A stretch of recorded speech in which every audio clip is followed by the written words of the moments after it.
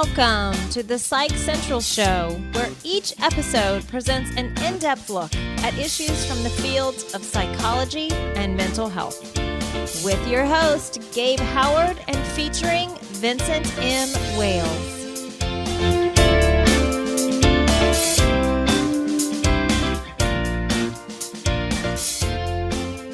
Welcome, everyone. We're here with Dr. Grohol, the founder of Psych Central and the person that is essentially sponsoring this podcast. We wanted to start our inaugural show by having him on and asking him some great questions and picking his brain. So, John, welcome to the show.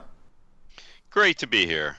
Excellent. Welcome. We're going to go ahead and just dive right in with questions. Vin is with us as always. Go ahead. The floor is yours. John, it's good to meet you finally, even if only over the airwaves.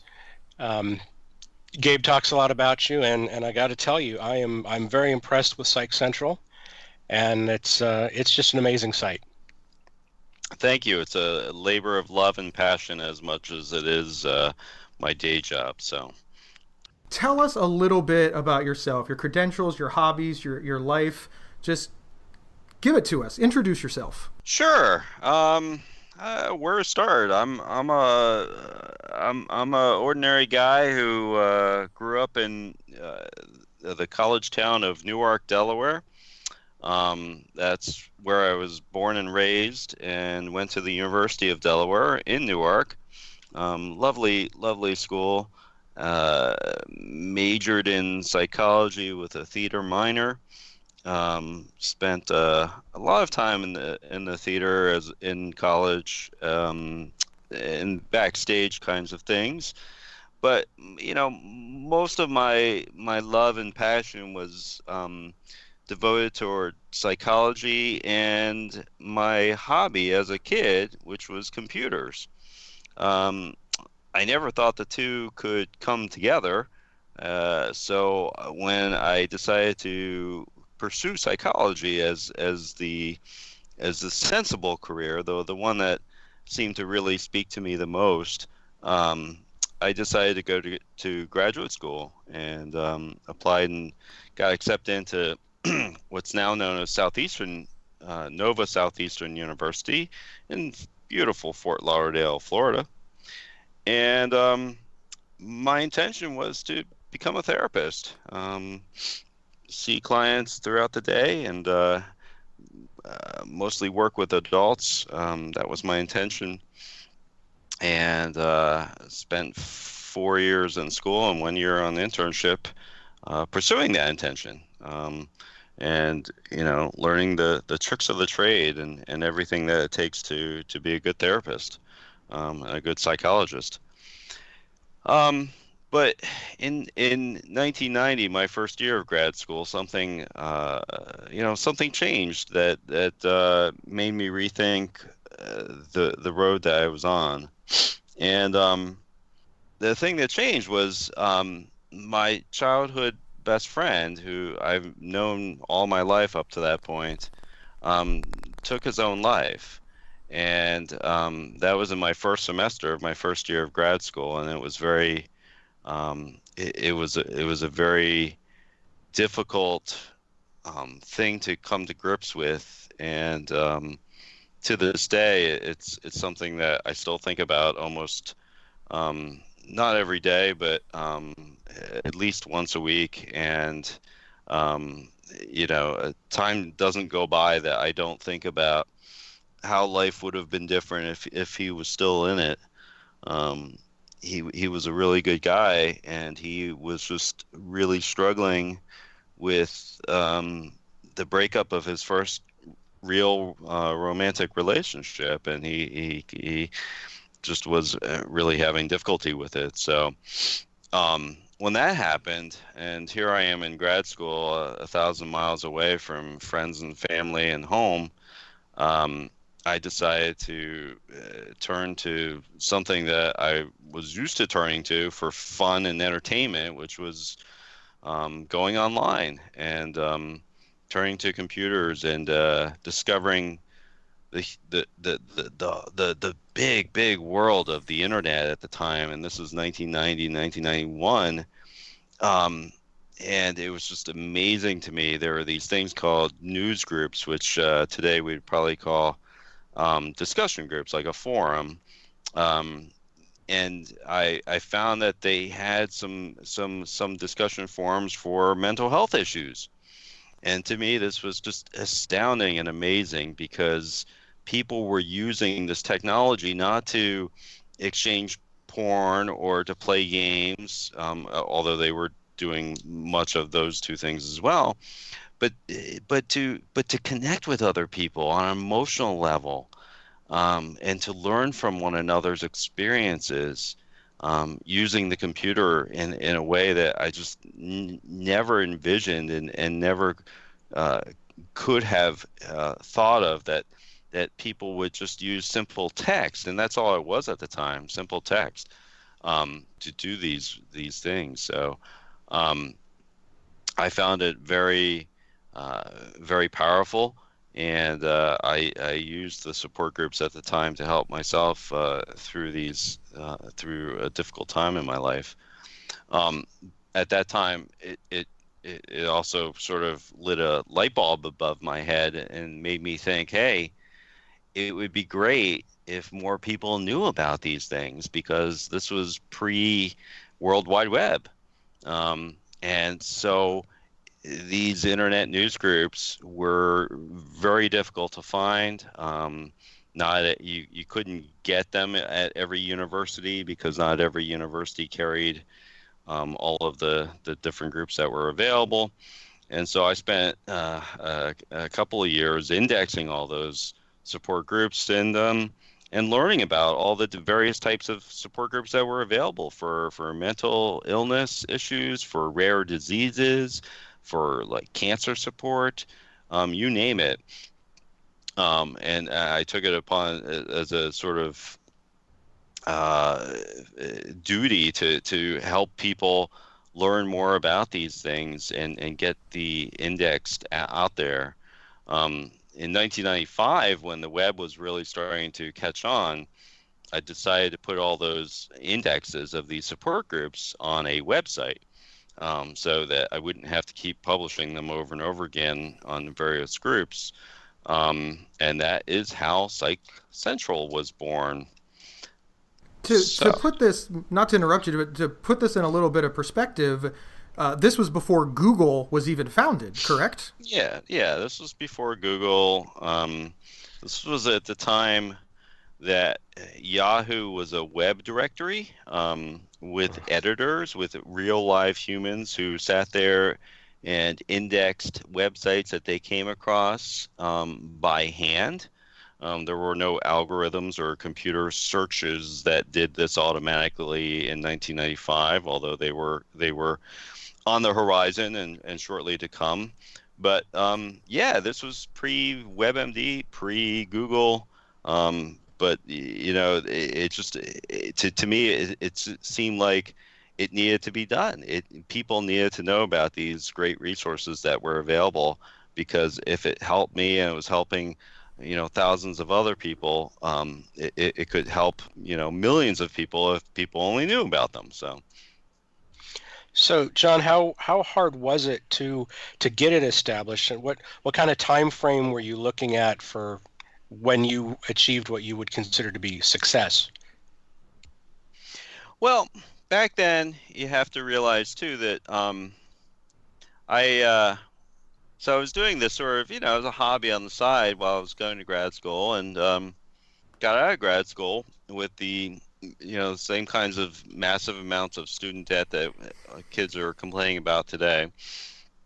And I also had that, and I was looking at the first jobs available to me as a psychologist, and it was not pretty. It was the salaries would be put me in the poverty range of living while I tried to pay back my student loans.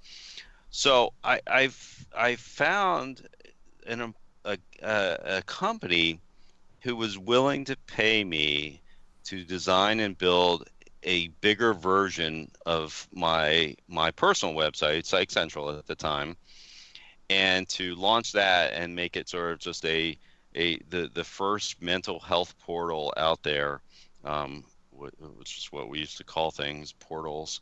And I found that amazing. I thought this would be a great job for a year, and then this World Wide Web thing isn't going to take off, and I'll go back to being a therapist. So, just to fill in some gaps here, did you work as a therapist for an amount of time?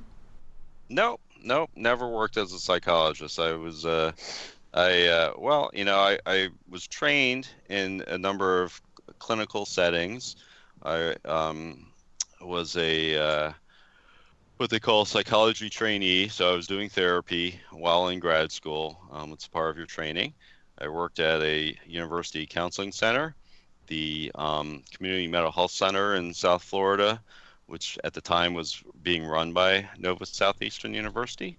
And then I also worked at the VA in Miami as a trainee. I did my internship in Poughkeepsie, New York, and Dutchess County, and their community mental health system up there, and saw, like I said, mostly adult clients in an outpatient basis. All that is a part of a doctorate of psychology program. It's very focused on hands-on training, so it's less academically focused and more focused on your clinical skills. So since my initial intent was to be a clinician and to be a great therapist, helping people every day, that's the kind of program I went into. And up until I graduated, my intent was still to be a therapist doing mostly one-on-one work.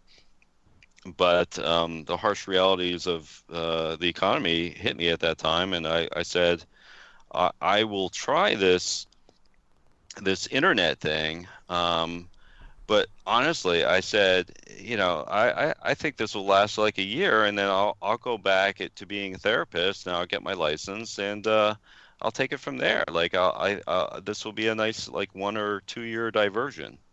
I think it's fabulous that you've got the psychology background and the technology background, which of course is how Psych Central came into being. It really is the perfect marriage of technology with reputable and overseen content, because we know the internet can be a scary place when it comes to getting your information from it, and Psych Central is seen as a place where you can get legitimate information because it's overseen by mental health professionals. Yeah, absolutely. I mean, that's one of the things that we pride ourselves on, that we're not a company run by a bunch of business people or VCs or, folks that are kind of just looking at it as a business. I mean, my roots for this go very, very deep, and from the onset of the World Wide Web to to before that, as I said, 5 years before that. So, our interest has always been first and foremost the mental health aspect, the psychology aspect, the fact that we can actually have a business built around this as well to help people learn about mental health issues. I mean, I think that's fantastic. That's a little added bonus because it lets me work. It lets me employ a great group of people that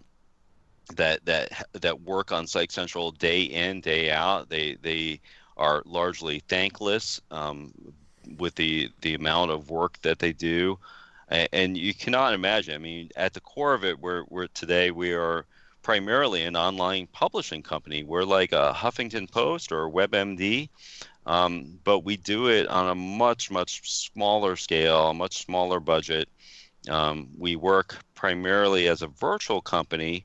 So all of our employees and staffers are from around the country.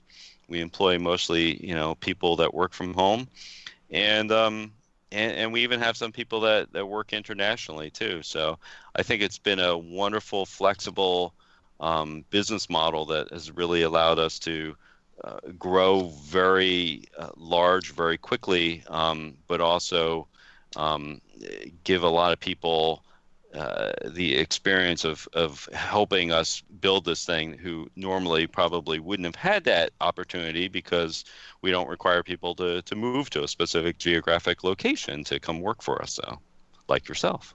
I appreciate that. I Well, wouldn't want to relocate. Although I hadn't intended it, we were one of the first people who firmly believe in the gig economy, and all of our people, some of them primarily work for us, but most of them also work for other companies that they're passionate about. So I think that's great. I think you should have the flexibility in a kind of a workplace environment to not sort of be tied down to a single geographic location or working for a single kind of company for the rest of your life.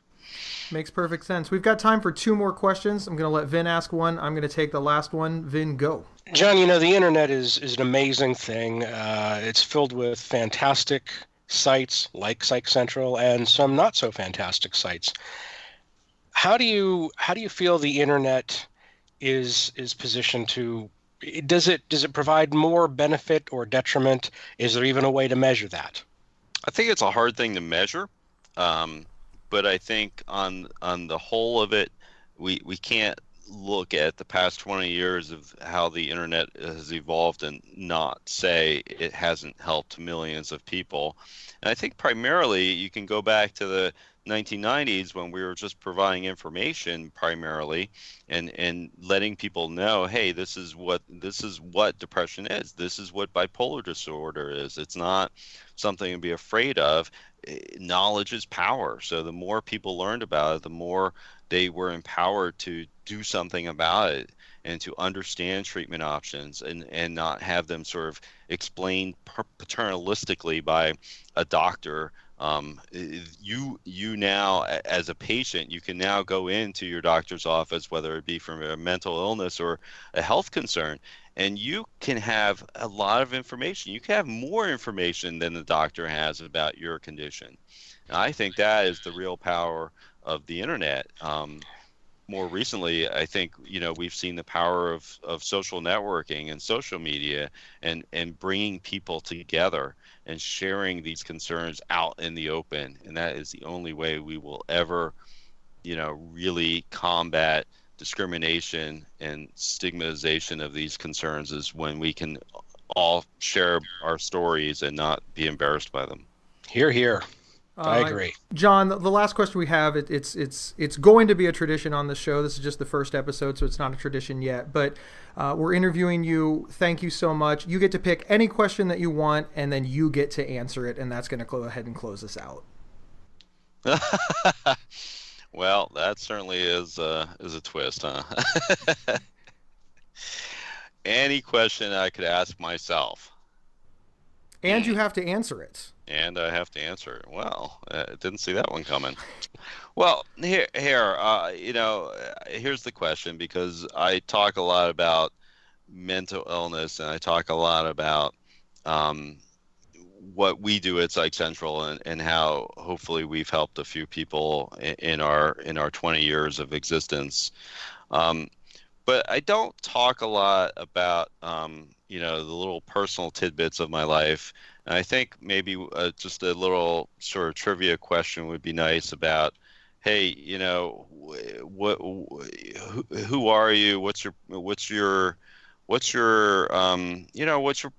personal situation right now like? And I'll just let people know I've been happily married for 13 years. We just celebrated our 13th anniversary to a wonderful woman, Nancy, who I met through online dating, believe it or not, back when that was sort of a newish thing. And we have 3 cats, and that is our lives, and we couldn't be more grateful for the life that we've been given in doing the work that we're doing here, and the work that we hope to be doing for many, many years to come. So Well, that is a great final question. John, thank you so much for starting Psych Central. Thank you to Psych Central Indeed. and, of course, to you for sponsoring this podcast. The first episode is always the hardest, and I think we nailed it. I'm going to give us all a big round of applause there, everyone. Woohoo! So on behalf of Psych Central, we are going to end the very first Psych Central show. John, thank you for coming on and for all you do for people with mental health issues in the world. Thank you for having me. It was a pleasure speaking to you both today, and I hope to be back someday. Great. We really appreciate it. Thank you so much. Thank you, everybody, for listening to the inaugural episode of the Psych Central Show. This podcast is brought to you by Psych Central. I'd like to thank our guest, Dr Grohol, the founder of PsychCentral.com, and we look forward to seeing you week after week. Thank you, everybody, and we'll see you next time. PsychCentral.com is the internet's oldest and largest independent mental health website. Psych Central is overseen by Dr. Dr Grohol, a mental health expert and one of the pioneering leaders in online mental health. Our host, Gabe Howard, is a professional speaker, award-winning writer, and mental health advocate. You can find more information on Gabe and his work at GabeHoward.com. Vincent M. Wales is an award-winning speculative fiction novelist and suicide prevention crisis counselor. You can find more information on Vincent at vincentmwales.com. If you have feedback about the show, please email talkback@psychcentral.com.